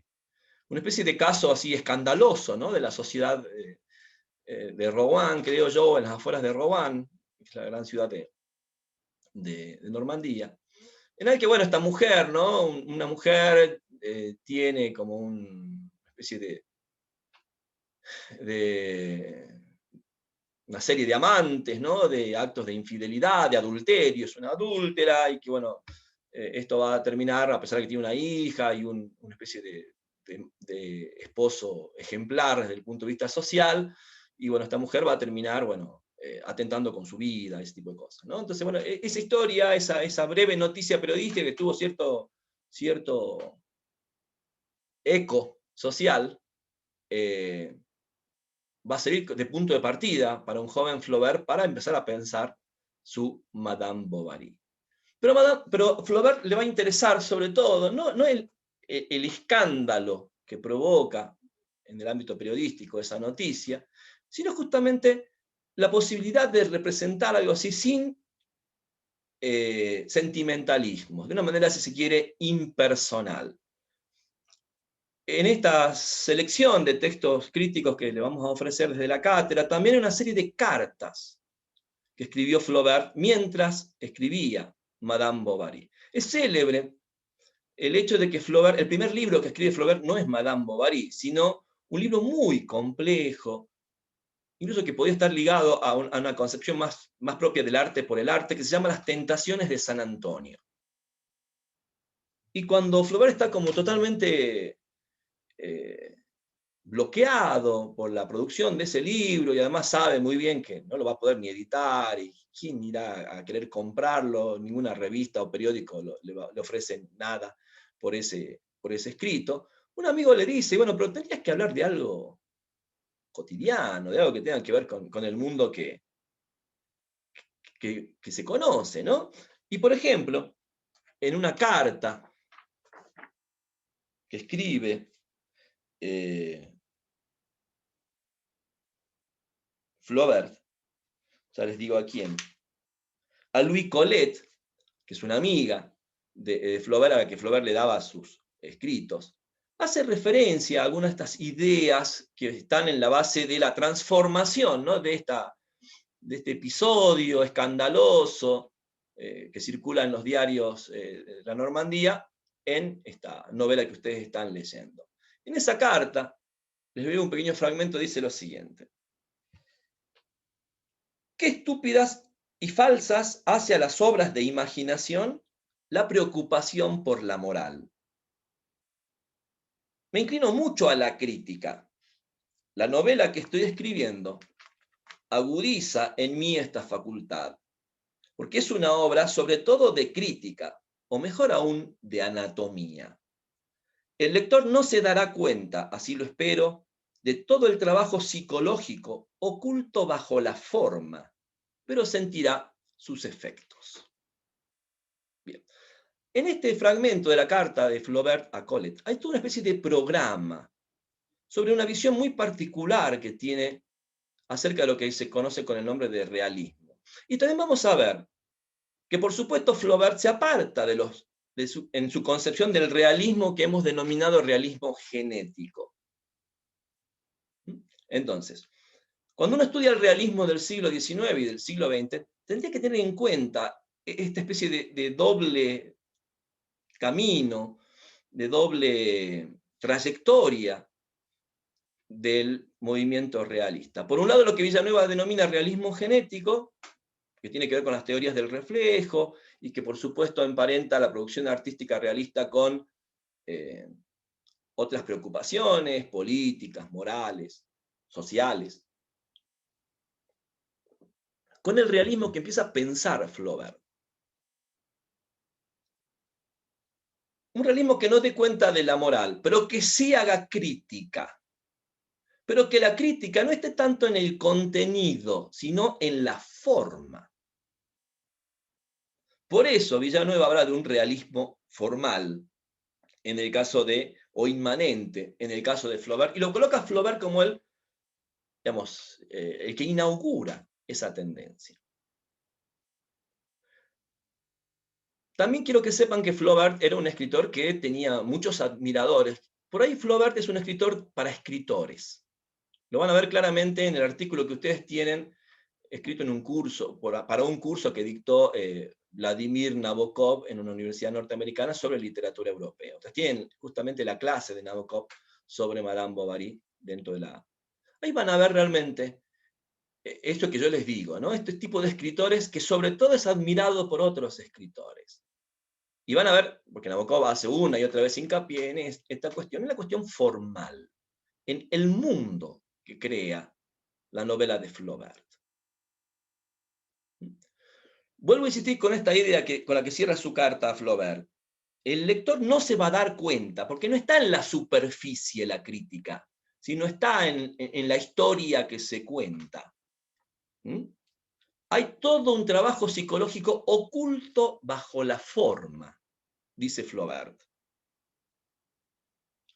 No se va a dar cuenta el lector, pero va a sentir sus efectos. Por eso Villanueva habla de este realismo formal o inmanente, que tiene que ver la idea de la realidad como una construcción, cosa que a nosotros hoy nos resulta muy familiar, ¿no? Esa concepción de la realidad como construcción. Está en la base de muchas corrientes filosóficas del siglo XX y por supuesto también de ciertas teorías literarias del siglo XX. Pero ya está en la producción de estos escritores franceses del siglo XIX.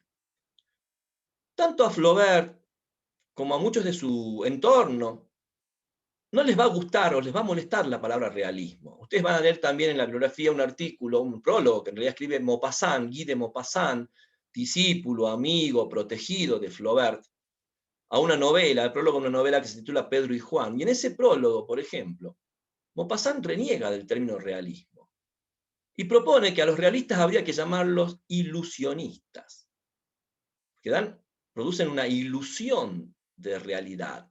Fíjense que ustedes tienen también un artículo de Roland Barthes que habla del efecto de realidad en la base de la escritura flaubertiana. O sea, la realidad es una construcción, es un efecto de la forma.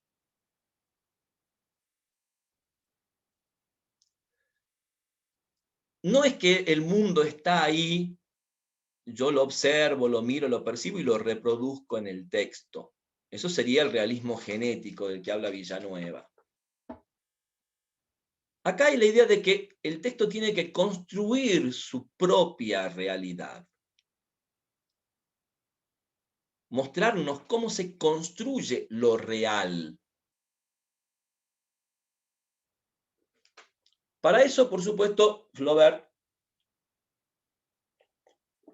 va a indagar en la forma narrativa y en la forma novela.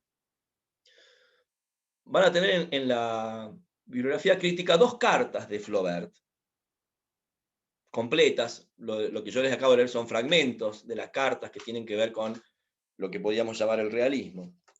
Pero estas 2 cartas completas que ustedes van a tener, y que escribe Flaubert en el momento en que está desarrollando Madame Bovary. Una es una carta a la señorita Leroyard de Chantepie, del año 1857.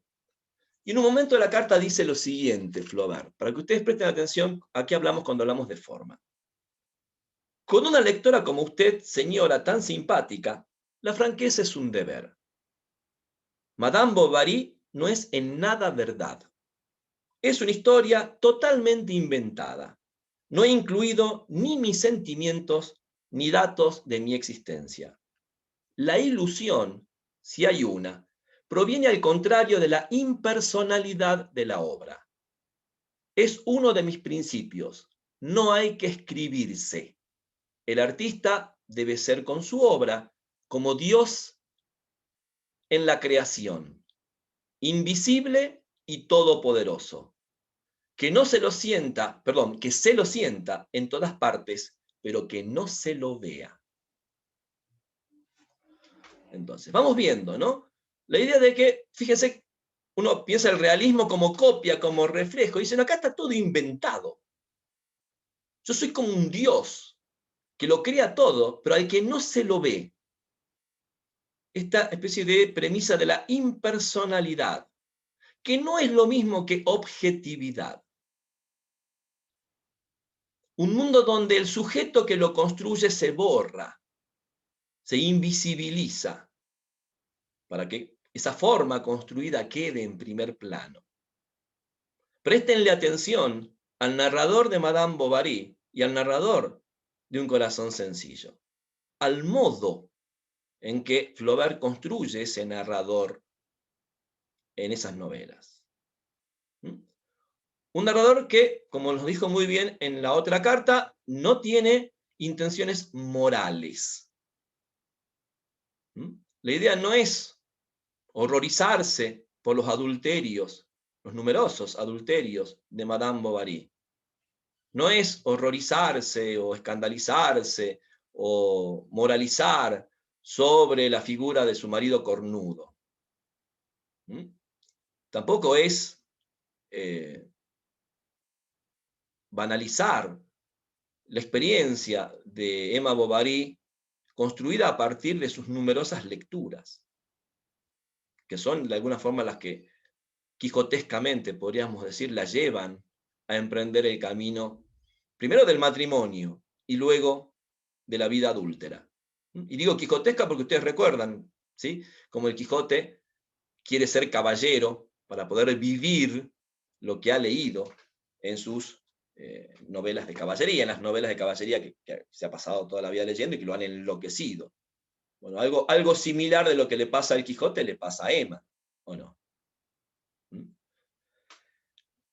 Quisiera leerles otro fragmento importante de otra carta de Flaubert, esta vez dirigida a una novelista, una importante novelista romántica, que es George Sand.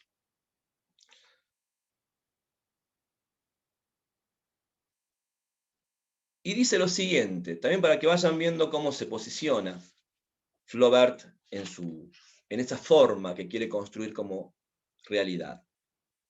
El arte no está hecho para pintar las excepciones. Fíjense, una frase totalmente antirromántica. Se las repito. El arte no está hecho para pintar las excepciones.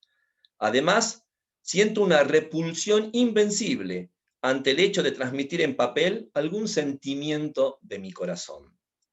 Me parece inclusive que un novelista no tiene derecho a expresar sus opiniones sobre lo que sea. ¿Acaso Dios ha dado alguna vez su opinión? Es por eso que hay muchas cosas que me asfixian, que quisiera escupir y que termino tragando. Por lo menos es bueno poder decirlo.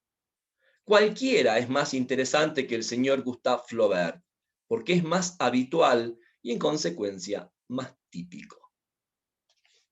Entonces, fíjense este interés, ya no por la excepción, sino por lo habitual, por lo típico. Madame Bovary no es una excepción, es una mujer común y corriente. Es más, su esposo, Georges Bovary, se pasa de común y corriente, un hombre absolutamente gris, anodino, soso. Y gran parte de los personajes que circulan por la novela de Flaubert tiene esa característica de lo habitual y de lo típico.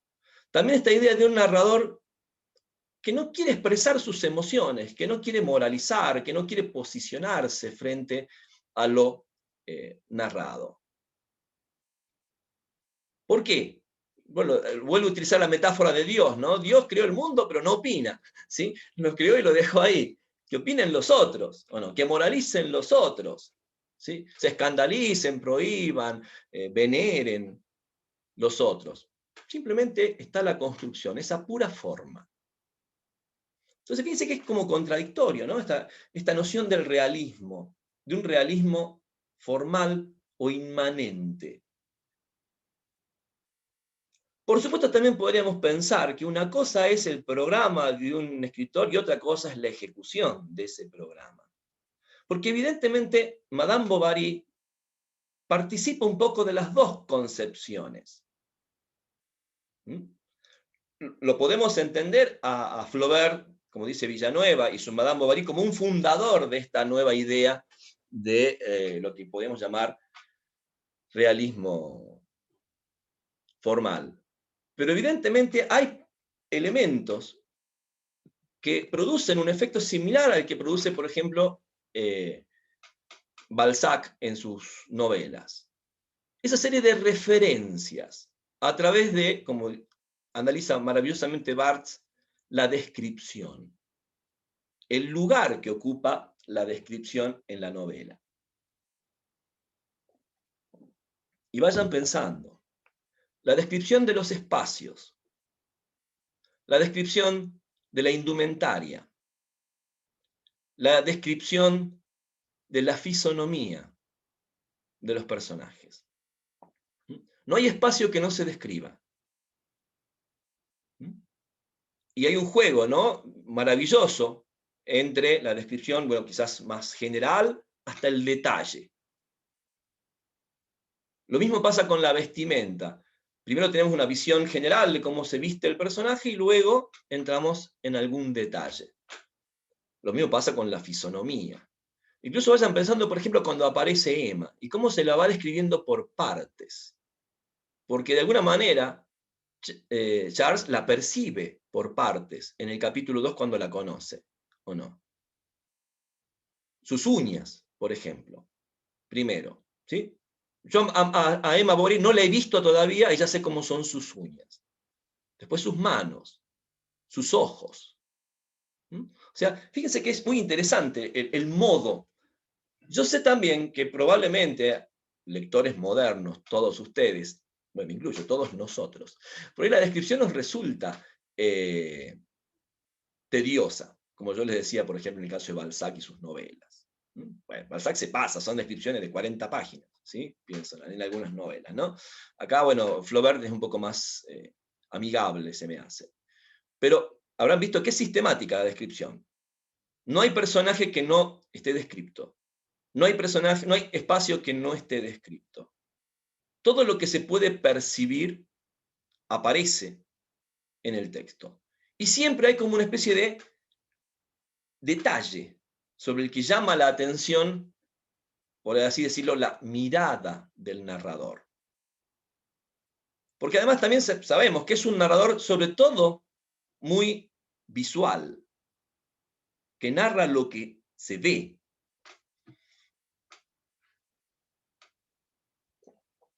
Aunque después Flaubert también va a hablar de la importancia del oído, incluso de la preeminencia de lo que se oye por encima de lo que se ve. Eso va a aparecer maravillosamente en algunos cuentos de Maupassant, pienso en El Collar. ¿Sí? Una cosa es lo que yo veo, otra cosa es lo que me dicen que vea. ¿Sí? Otro discípulo genial de Flaubert, Henry James, va a hacer prácticamente toda su novelística en función de esa idea.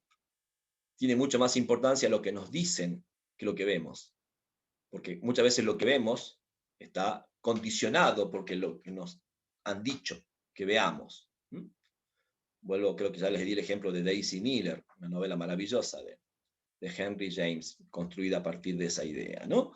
Bueno, para que ustedes vean, y con esto cierro ya la clase de hoy, que el realismo es una estética muy compleja, para nada unívoca. No la podemos reducir simplemente a la representación, a la mímesis, a la reproducción, mucho menos al reflejo de lo real. Ya cuando entremos en detalle con el análisis de Un corazón sencillo y de la novela de Flaubert, Madame Bovary, vamos a ir dándole como más cuerpo a estas cuestiones.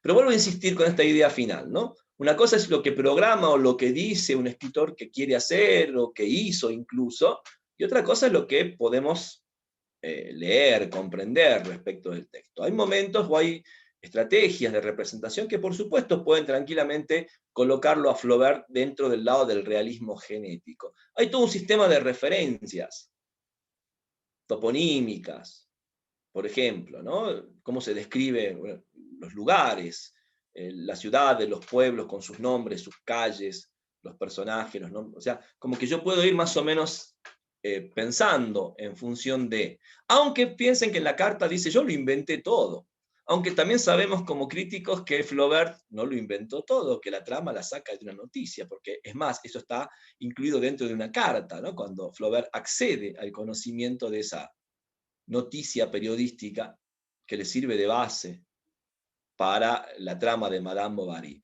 Pero la trama de Madame Bovary, vuelvo a insistir, es muy básica, es muy acotada. ¿Sí? Quizás, pensando en esta idea del realismo formal o inmanente, lo más importante es el mundo que crea. Esa creación de ese narrador que actúa como un dios. De ese narrador cuya creación es sobre todo una forma, más que un contenido. Ese narrador que no va a opinar o no va a moralizar con respecto al contenido de esa forma, porque no es, según la idea flaubertiana, su deber. Ese ideal de impersonalidad, no voy a hablar, el artista no tiene que estar. Ese ideal de representar lo habitual, lo cotidiano, no lo excepcional. Y por último, ya para cerrar la clase de hoy, vayan pensando cómo aparece la estética romántica representada en el papel de la lectora de novelas románticas, que es Emma Bovary. Y de alguna forma, no solamente aparece en el contenido, ¿sí? Emma Bovary leyendo novelas románticas, creyendo o aspirando o deseando que se puede vivir ese tipo de romances o de historias amorosas, sentimentales, apasionadas. Ese sería el contenido, ese sería el tema. En realidad, la forma, el modo en que está contado, ¿sí? Es lo que construye esa realidad de la que habla la novela. Bueno, un poco para que, vuelvo a insistir, ¿no? Accedamos a una visión más abarcativa, compleja, de lo que es lo que llamamos realismo, ¿no?